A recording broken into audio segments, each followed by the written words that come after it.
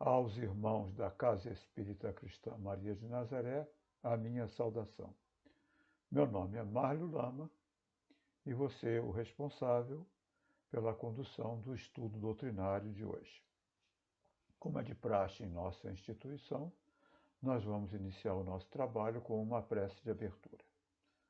Rogando então a Deus Pai, a Jesus nosso Mestre, a Mãe Maria de Nazaré, patrona de nossa casa, a permissão para invocar a proteção da espiritualidade amiga e generosa que nos sustenta e dirige nas tarefas de divulgação doutrinária.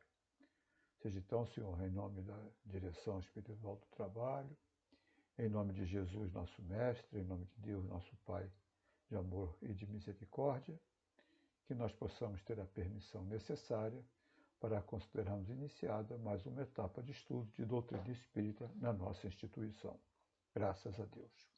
Bom, eu escolhi como tema a gente falar sobre reencarnação. É um tema batido dentro do meio espírita, mas eu queria fazer algumas reflexões. A doutrina espírita, ela se sustenta em alguns pilares: a existência de Deus e seus atributos, a sobrevivência da alma ao fenômeno da morte corporal, a comunicabilidade entre os dois planos, espiritual e material, a reencarnação e a pluralidade dos mundos habitados. Esses são os pilares onde se sustenta a filosofia espírita. Kardec, quando abre o Livro dos Espíritos, ele não fala de religião espírita, ele fala de filosofia espírita, que tem bases morais. E, nesse sentido, a gente pode até considerar a religião. Uma religião formatada como as religiões tradicionais, a doutrina espírita não é. Não tem dogmas, não tem sacerdote organizado, não tem rituais. Nós estudamos vida futura.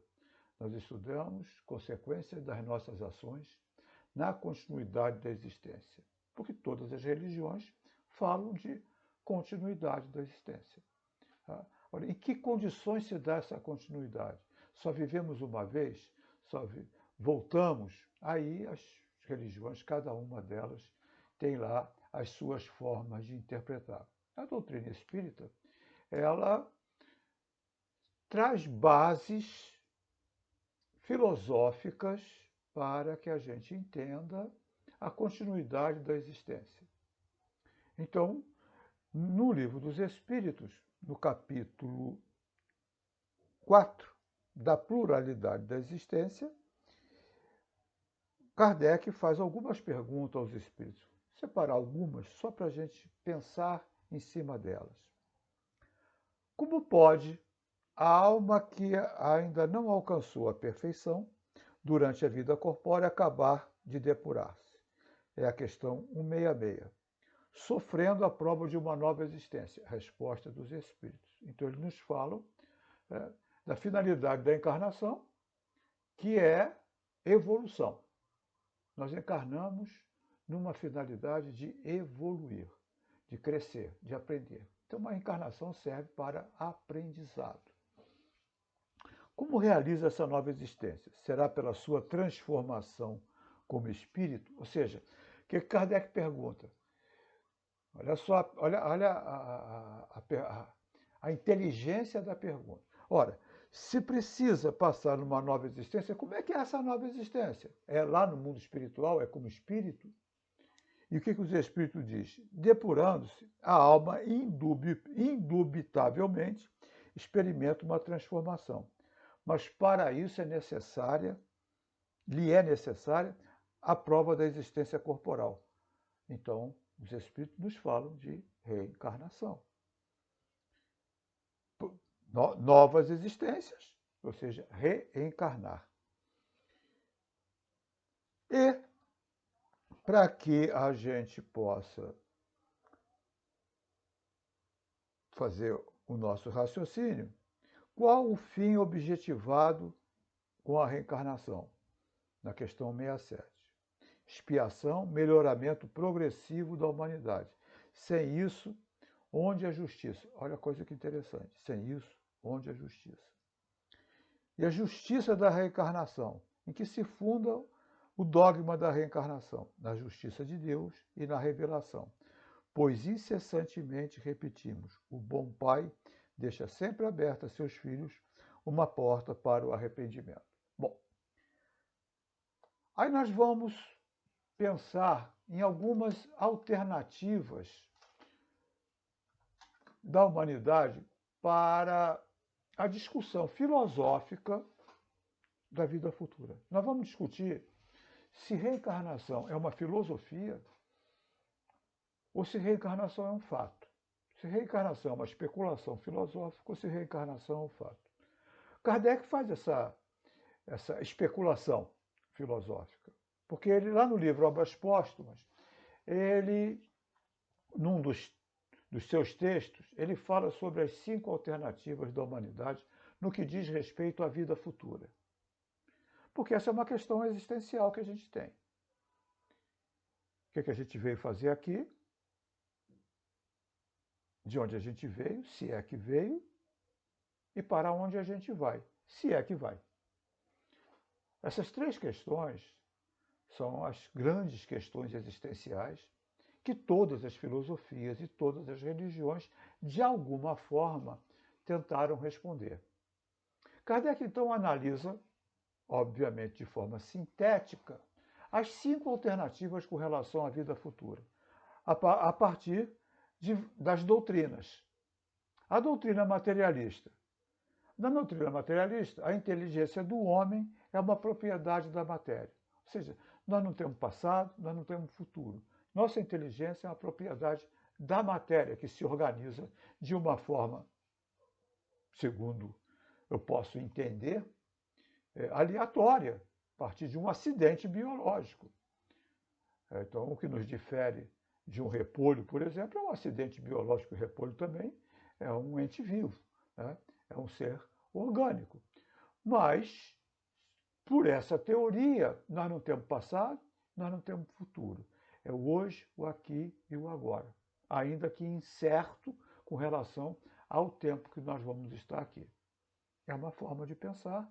Existem muitos homens de ciência que têm essa forma de pensar. Está mudando, porque os fatos se apresentam e fatos não podem ser contestados. Fatos precisam ser estudados. Nós temos a doutrina panteísta, cujo principal expoente foi o filósofo Baruch Spinoza, que diz o seguinte: a alma independe da matéria. No nascimento, é aurida do todo universal, e a ele retorna após a morte. Então, alma e matéria são coisas diferentes. Ela é aurida no todo universal, se individualiza num corpo, passa um tempo e quando morre, na linguagem espírita desencarna, ela se dissolve nesse todo universal. Essas 2 doutrinas são muito parecidas no que diz respeito à vida futura, porque não existe continuidade da existência. Se não existe continuidade da existência, não existe responsabilidade pelos atos praticados na vida material enquanto encarnados. Ou seja, a responsabilidade dos atos está sujeita à legislação humana, mais nada. Desencarnou, morreu, como queiram, a individualidade se dissolve. No sentido, na materialista, ela nem existe. Morreu, acabou. No sentido da interpretação da doutrina panteísta, ela se individualiza, ela vem de um todo, se individualiza, passa aqui um período, mas se dissolve novamente nesse todo universal. Portanto, ela não mantém sua individualidade. Não mantendo a individualidade, não mantém a responsabilidade. Responsável pelos atos apenas na vida material, de acordo com a legislação humana. Não há progresso. Nenhuma dessas 2 doutrinas fala em progresso. A gente recebe a herança das gerações passadas, que vão fazendo o progresso, que o progresso é visível, mas o espírito não aproveita, o ser não aproveita do progresso que ele impulsionou. É o que dizem essas 2 doutrinas. Nós temos uma outra doutrina que é a deísta. Elas creem em Deus, creem nos seus atributos, entendem Deus como Criador, que criou leis que funcionam sozinhas e que não há providência divina. Ou seja, Deus criou o universo e se aposentou, porque é o que eu posso entender. As leis funcionam e ele está passando a sua aposentadoria aí em algum paraíso aí do universo. Porque não existe providência divina, não existe misericórdia, não existe bondade divina, apenas leis. Leis que regulam, se está dentro da lei, tudo bem, se está fora da lei, sofre as consequências do fora da lei. É uma doutrina. E é respeitável quem pensa assim, lógico. Vem a doutrina da igreja. Ou seja, a alma é criada no momento da concepção, passa por aqui um tempo que é incerto, isso nós sabemos, é responsável para sempre pelos atos que praticou. Depois da morte, a sorte do espírito é definitiva. Bom, nesse caso, ele mantém a individualidade e mantém a responsabilidade. Só não progride. E aí é muito curioso, porque ele para sempre, para todo sempre, para a eternidade, ele sofrerá as boas ou más consequências daquilo que ele fez num período muito curto.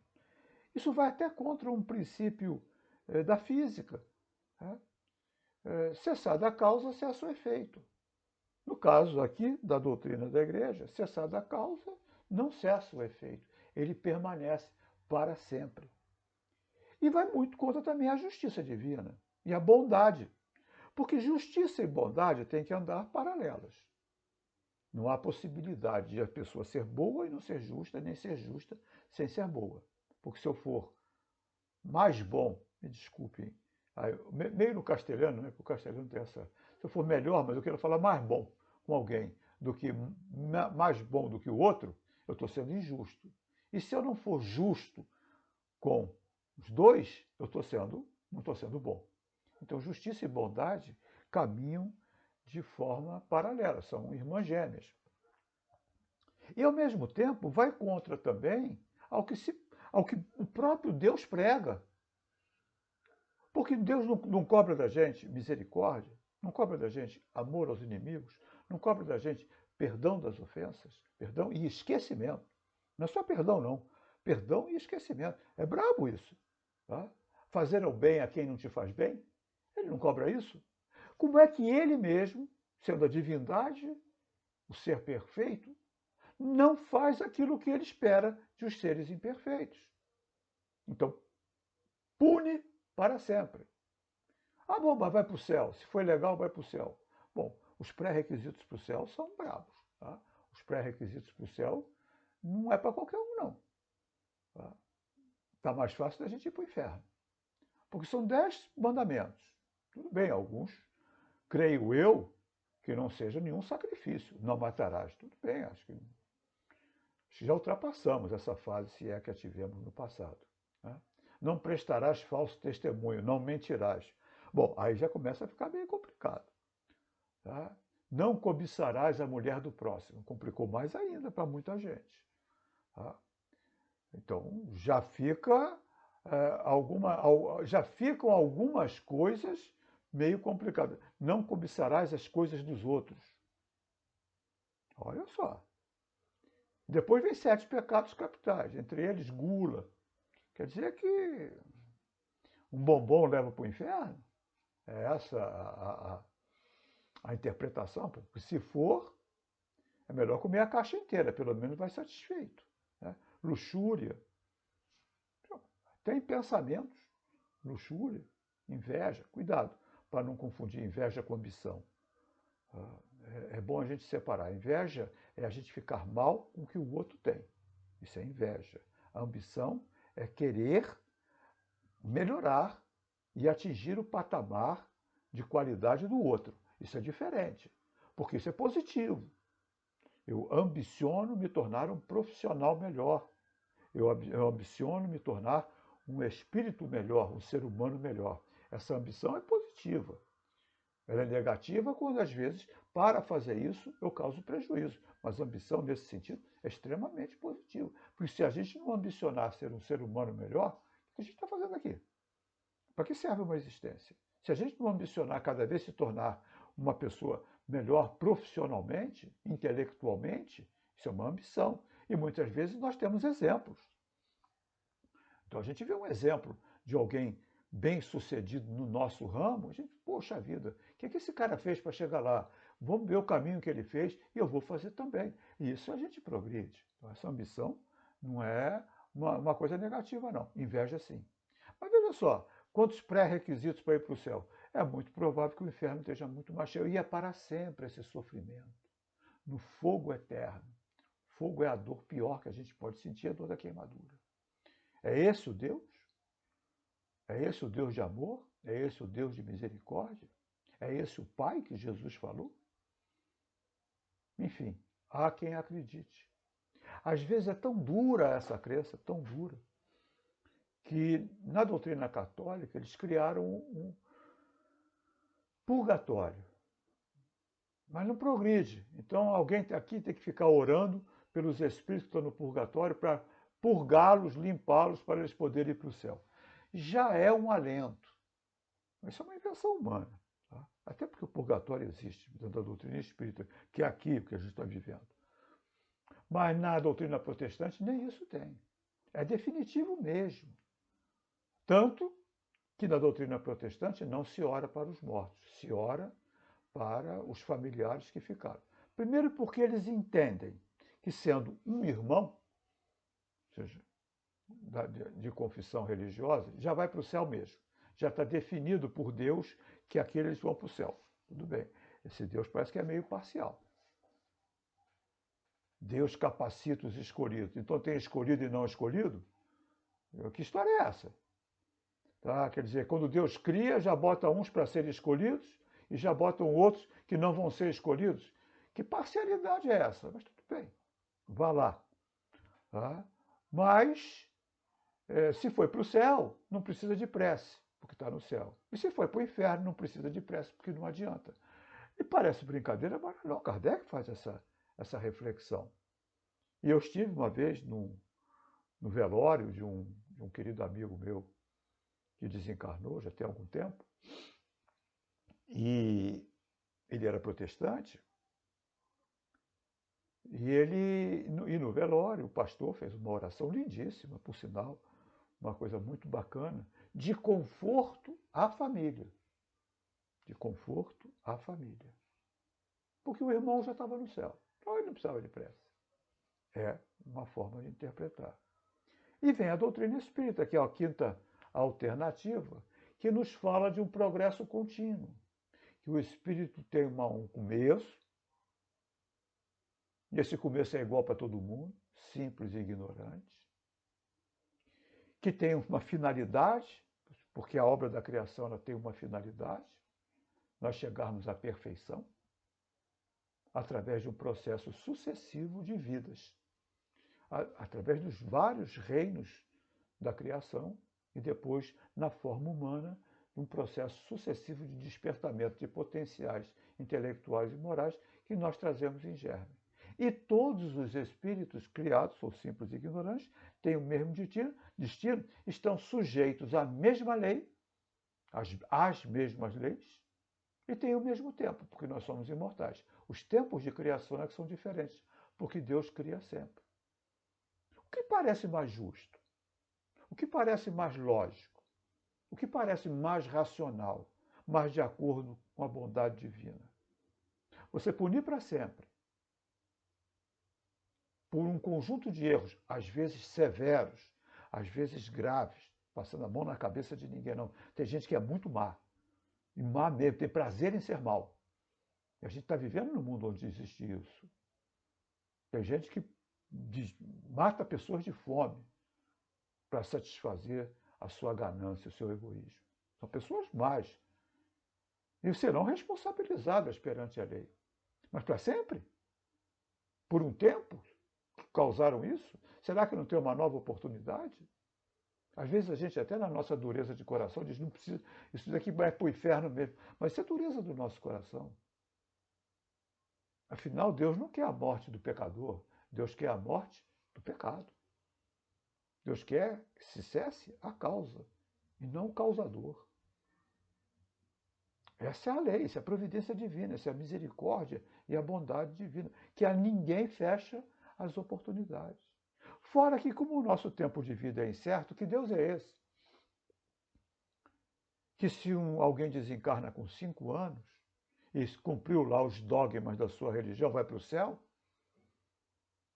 E se alguém desencarna com 80, afinal de contas, quando alguém desencarna com 5 anos, não tem tempo para fazer nada errado. Se eu desencarnasse com 5 anos, eu ia para o céu. Agora com 70, está difícil. Mas é difícil não. Nem cogito esse céu. Até porque eu nem cogito esse Deus. Meu Deus é outro. Meu Deus é um Pai. É o Deus de Jesus. Pai corrige. Mas Pai provê. Pai ajuda. Pai. E não um general que me saia punindo. E dentro da doutrina espírita, a justiça de Deus se manifesta e a misericórdia também. A bondade e a misericórdia. Por quê? Porque todos nós temos o mesmo tempo de vida, somos imortais. Como é que nós vamos aproveitar esse tempo, a velocidade? Aí é livre-arbítrio. Mas isso nós estamos aprendendo. Nós viemos para encarnar para aprender a usar o livre-arbítrio, através das consequências. Quando a gente usa o livre-arbítrio dentro dessa lei providencial, divina, que os deístas falam, Deus criou leis perfeitas providenciais, quando nós agimos dentro dessa lei, nós recebemos o benefício da felicidade, da consciência tranquila. Quando nós agimos fora da lei, nós recebemos a advertência do sofrimento. Mas onde é que está a providência divina? É porque na hora que a gente mudar o foco do nosso pensamento, na hora que a gente se arrepender dos erros cometidos, das faltas cometidas, novas oportunidades nos serão sempre fornecidas. Nós não estamos, de forma alguma, condenados para sempre. Nós estamos condenados pelas nossas ações. E nós mesmos nos descondenamos pela mudança de foco, pela mudança de nossas ações. E para isso, nós temos todo o tempo do mundo, porque nós somos imortais. Agora, podemos fazer isso numa velocidade maior, numa velocidade menor. Quem sofre as consequências disso? O espírito. Se faz numa velocidade mais rápida, mais rapidamente ele se livra dos mundos mais primitivos. Existem jovens, e Kardec faz essa comparação com escola, eu também gosto de fazer essa comparação com escola. Existem jovens que são precoces e que se formam com uma rapidez muito grande, até 18, 19 anos já estão tirando o seu título universitário, porque andam muito rápido. Tá bom, já é uma característica da encarnação anterior, são os jovens precoces, já tem o progresso feito em vidas anteriores, e a doutrina explica isso. E há outros que são preguiçosíssimos e vão muito lentamente, isso quando vão, não ficam estacionados numa encarnação. Acho que muitos de nós aqui cursamos escolas, e principalmente na universidade, que você pode escolher as matérias que vai cursar. Hoje em dia tem essa opção da escolha, mas matérias prendem, outras não prendem. E existem estudantes que colocam uma carga de matérias maior, outros que colocam menos, por alguma razão. Talvez não queiram esforçar tanto, ou talvez não tenham tempo, desculpem, mas outros colocam uma carga maior. Os que colocam uma carga maior andam mais rápido, os que colocam uma carga menor andam mais devagar. Isso é escolha. E isso é justo, sofrer as consequências da escolha. Temos o mesmo ponto de partida, o mesmo ponto de chegada, ao mesmo tempo e as mesmas leis. Bom, então a justiça de Deus está caracterizada. Não tem escolhidos.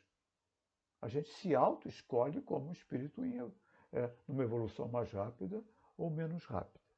Enfim, filosoficamente falando, a doutrina espírita explica a justiça, a bondade e a misericórdia divina. Jesus também nos falou sobre essa lei, porque os povos antigos, praticamente todos têm essa lei.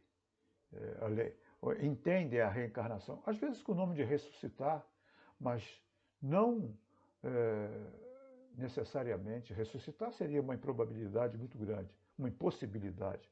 Tá? Porque a gente não pode voltar no mesmo corpo, mas pode voltar em outros corpos. Jesus falou para Nicodemos, é preciso nascer de novo. Ele falou que João Batista era Elias reencarnado textualmente. Se alguém quer interpretar o texto de outra forma, é uma outra história. Mas textualmente ele falou. O povo judeu entendia também a ressuscitar. Os povos antigos, os egípcios, também entendiam a reencarnação e a continuidade da existência. Tanto que os faraós eram enterrados, né, em pirâmides, em túmulos, nababescos, com alimentos, com joias. As escavações aí mostram isso.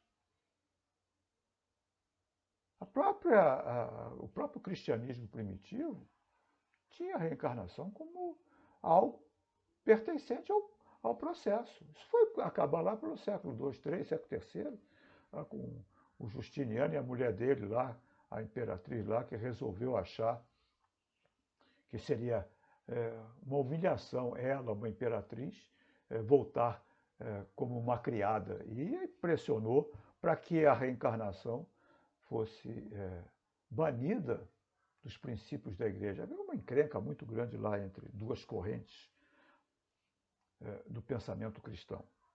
E ganhou o pensamento da vida única.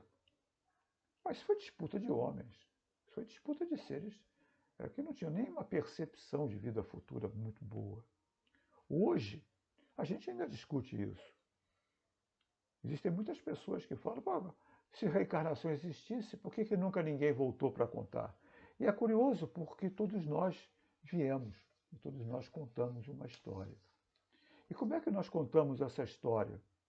Nós contamos essa história baseado nas nossas aquisições intelectuais e morais que nós não perdemos.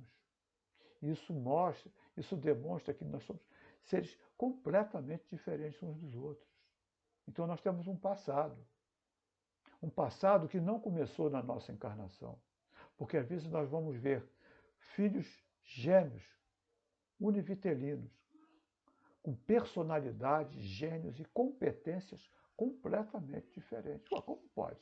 Se veio do mesmo embrião, do mesmo óvulo que se dividiu. Como pode? Porque são espíritos diferentes, com vivências diferentes. Não existem dois espíritos na Terra com a mesma vivência. Não existem dois. Nós somos mais de 7 bilhões. Cada um tem uma vivência diferente. Logo, isso demonstra que a gente tem um passado. Filosoficamente falando, tudo bem. Mas e aí vem a ciência? Prova isso cientificamente. Com licença que uma aguinha vai bem. Qual é a prova científica? Bom, não existe prova científica. Existe. Ponto 1. Existe. Tá? Hoje nós temos vários pesquisadores não religiosos, não conectados com nenhum tipo de corrente religiosa e que hoje, com as suas pesquisas isentas, não tendenciosas, porque o religioso também tem a tendência de querer provar a sua tese. Então ele força a barra nos dados. E o materialista também tem uma tendência de querer forçar a sua tese, forçando a barra na interpretação dos dados. Mas e a ciência? A ciência não é dona da verdade, ponto 1. A gente às vezes vê ciência, ciência, ciência. Gente, a ciência ela é composta de verdades que se mudam, de verdades provisórias. Não existe verdade definitiva no nosso nível evolutivo. Existem explicações que são verdades provisórias. Que o diga o ilustre cientista Albert Sabin, não. Desculpe. Pasteur, Louis Pasteur. Troquei as bolas aqui com os cientistas. Tanto cientista na minha cabeça quando eu fiz o estudo. Louis Pasteur. Quando ele descobriu o mundo do infinitamente pequeno, das bactérias. Quando levou isso para a Academia Francesa. Que se negou, foi debochado. foi debochado quando ele falou do mundo infinitamente pequeno. Kardec foi debochado, comprometeu a sua reputação quando ele leva para a academia os seus estudos. Vários cientistas sofreram, inclusive, perseguições por causa das suas visões diferentes do que as academias falavam. Mas a ciência é feita de verdades provisórias. Olha a medicina. Eu te pergunto, você faria uma operação, uma cirurgia complexa com um médico que se formou há 10 anos e nunca mais se atualizou? Duvido. Porque em 10 anos, o que mudou no conhecimento do mundo é uma barbaridade. Pega o teu celular aí. A maioria dos aplicativos que você tem no seu celular, se não todos, não tem 10 anos que foram inventados e criados. Não tem 10 anos. Então a ciência é feita de verdades provisórias.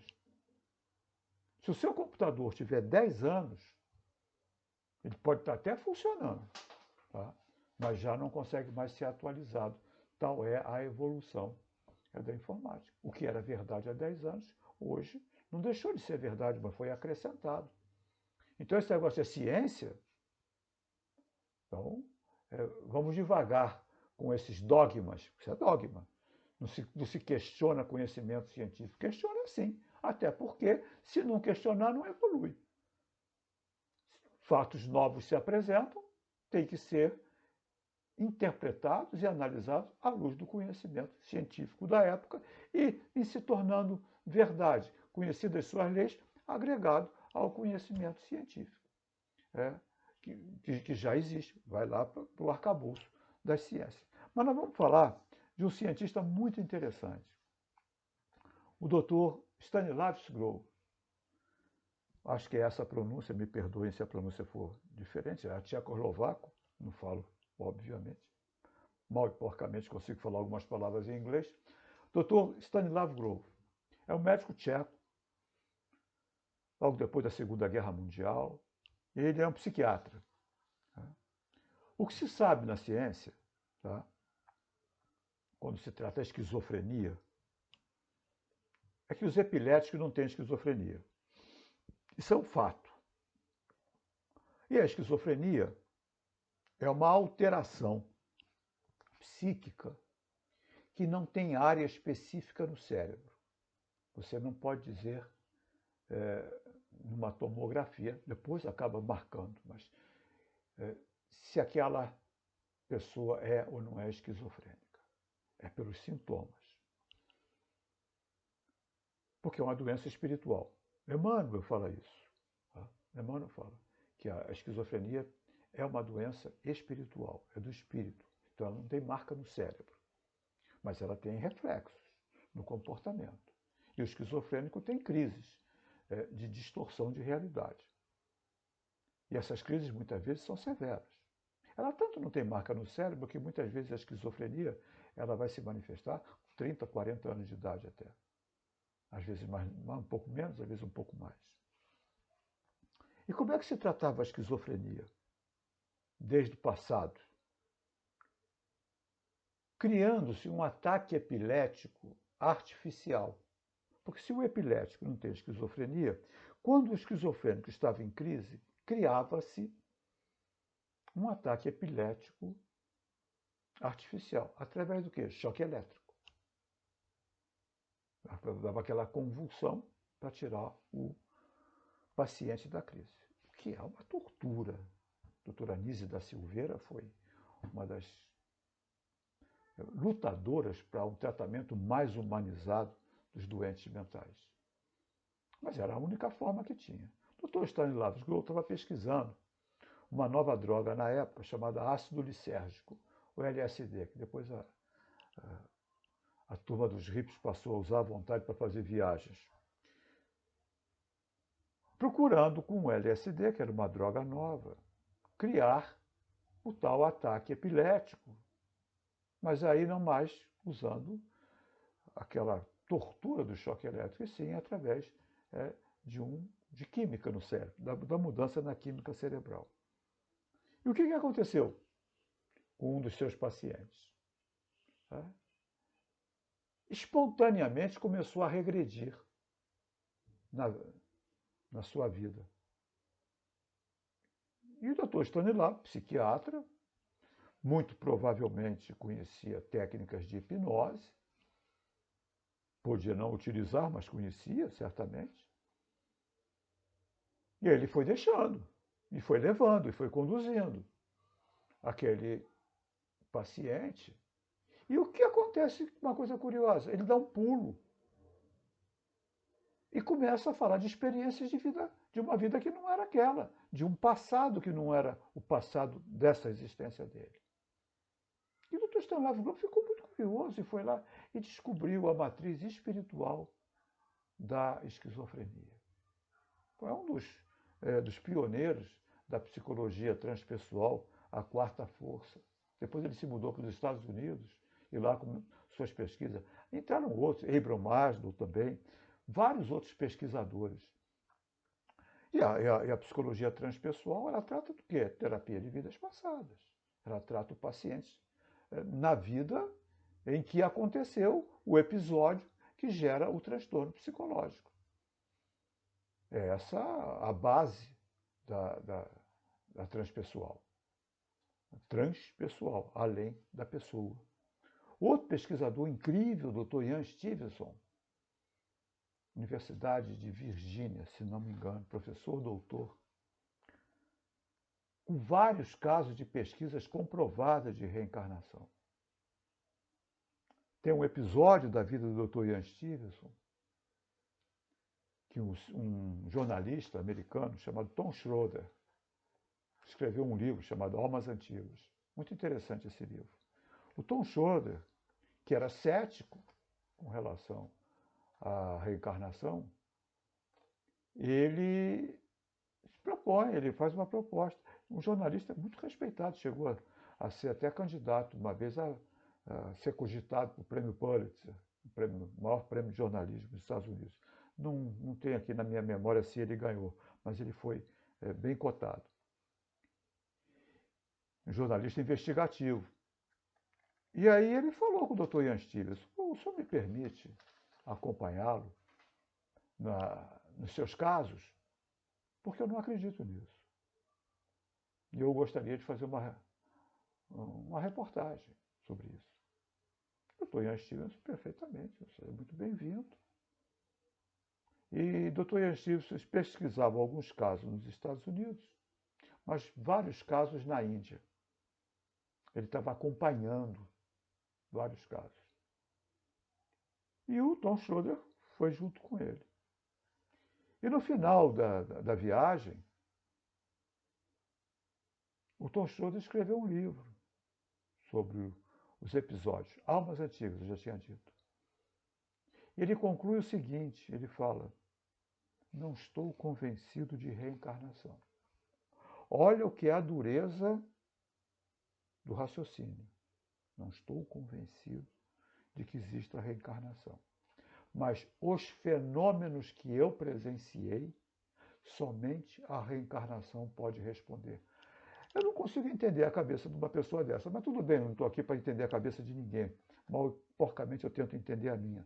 Mas se você não tem outra explicação que nem a reencarnação para os fenômenos que você mesmo presenciou, como é que você não está convencido?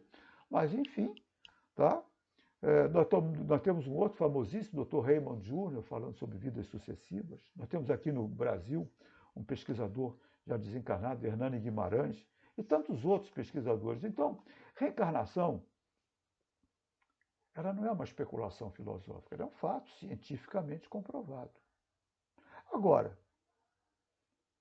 como disse uma vez, e eu me lembro dessa palestra, do Dr. Sérgio Lopes, um psiquiatra gaúcho, palestrante espírita, que estava num congresso no exterior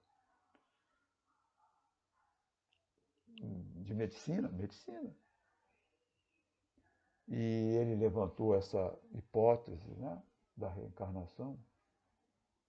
E um dos seus colegas de lá do Congresso, falou com ele: eu sou cético com relação à encarnação.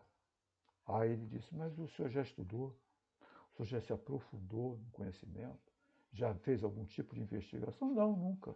Então o senhor não é cético, o senhor é ignorante. Não no sentido ofensivo, ignorante no sentido de ignorar. Porque se você não estudou, se você pode ser professor, doutor, PhDeus, mas se aquilo não é área do seu conhecimento, se você não estudou, se você é cético por ignorância. O cético é aquele que conhece profundamente e tem uma teoria oposta. Esse pode dizer: eu sou cético por causa disso, disso, e prova. Caso contrário, você não é cético, você é ignorante. Ou se você não sabe profundamente o assunto, como é que você vai dizer que não acredita naquilo, é cético com relação àquilo? Enfim, para a gente encerrar, e encerrar num astral legal, porque nós estamos vivendo tempos tão baixo astral, né? Sentindo tantas pessoas cansadas, eu vejo às vezes as pessoas cansadas, sofridas. Eu quero contar para vocês um filme. Claro que eu vou resumir. Esse filme chama-se Num Dia Claro de Verão. Esse filme tem uns 40 anos, se não tiver mais. Ele foi estrelado pela Barbra Streisand, atriz e cantora americana, e por um ator e cantor francês chamado Yves Montand. Esse filme era o seguinte, resumindo mesmo. O Yves Montand, ele era um professor universitário na área da psicologia, da psiquiatria, e a Barbra Streisand era uma de suas alunas. E a Barbra Streisand fumava desbragadamente. E ela pede ajuda a ele. Começa até aquele negócio, filme romântico, comédia romântica. Ela pede ajuda a ele. Com licença. Para ajudá-la a tratar esse vício do cigarro que ela tinha e que ela não conseguia controlar. Então ele começa um processo com ela até de hipnose para ajudá-la no vício, né? No eliminar o vício, as causas, as matrizes do vício. E ela entra em regressão. Curiosamente, ela entra em regressão. E aí ele vai, meio parecido com o Dr. Stanislavski Grof, só que em filme, né? Isso é ficção. E ela passa por uma vida passada. E ele trata ela. Parece até a reprise. Vê as matrizes, vê os comportamentos. E ele se espanta e ele começa a ser um pesquisador dessa área de vidas passadas. E aí ele publica o seu estudo. Rapaz, foi uma encrenca na universidade. Foi uma encrenca no mundo acadêmico. Quando ele publicou esse estudo falando de reencarnação. Uma loucura. Foi apedrejado de tudo quanto era lado. E aí o diretor da instituição, da universidade, o reitor, que era muito amigo dele, chamou ele e falou: cara, situação difícil que você está me colocando. Porque ou você desdiz tudo que você fez, ou eu vou ter que te mandar embora. Não posso ficar contigo desse jeito. Ele, mas como? É verdade, eu comprovei, é fato, está aí. E o diretor: não adianta, cara. Vou te mandar embora. Você tem 24 horas para desdizer tudo. O cara vai para casa, sofrido, nem dorme direito. Não sabe o que fazer. Não sabe o que fazer. Ele tinha um estudo, ele sabia que aquilo era verdade. Mas sua vida profissional estava em risco. E ele volta para a universidade no dia seguinte. A gente nem sabe qual é a decisão. Eu me lembro do filme um pouquinho assim. Ele não disse qual era a decisão. No que ele chega na universidade, o diretor, o reitor, está na porta. Rapaz, eu tenho uma notícia maravilhosa. Veio para aqui para o gabinete. Verbas liberadas para a sua pesquisa. Ele olha para a cara do sujeito lá e fala: mas vem cá, tu ia me mandar embora. por causa da minha pesquisa. Agora se libera verbas. Ele aconteceu um fato que o nosso provedor aqui é um multimilionário, magnata, ele é muito idoso. E ele tomou contato com os seus estudos. Ele quer que você aprofunde isso para saber quando e onde ele vai reencarnar depois de morrer, para ele deixar a fortuna dele de herança para ele mesmo. Claro que é uma brincadeira, né? Mas quando o calo aperta, né? Quando o avião ameaça cair, o materialista também reza um Pai Nosso. Tá? Que Jesus nos abençoe aí as reflexões que precisamos fazer. Obrigado pela atenção e, para encerrar, a gente faz a nossa prece. Senhor Jesus, mestre amigo, profundamente gratos pela oportunidade do estudo, do trabalho, da companhia, da espiritualidade amiga e generosa que conosco nos deu sustento na tarefa. Nós te rogamos, Senhor, antes de pedir permissão para o encerramento, pelo nosso planeta, pelo nosso país, por todos aqueles que estão na dor, no sofrimento, na miséria, na fome, na perda das suas condições de sobrevivência, de sustento de suas famílias, no desespero, na angústia da solidão, do medo, do pavor. Que nossos governantes, Senhor, sejam intuídos para as melhores soluções que precisam tomar, a benefício dos povos que governam, que lideram. A gente sabe, Senhor, que são posições muito difíceis, mas precisam de ajuda. Os espíritos protetores das pátrias, particularmente Ismael, nosso anjo guardião, possam encontrar brechas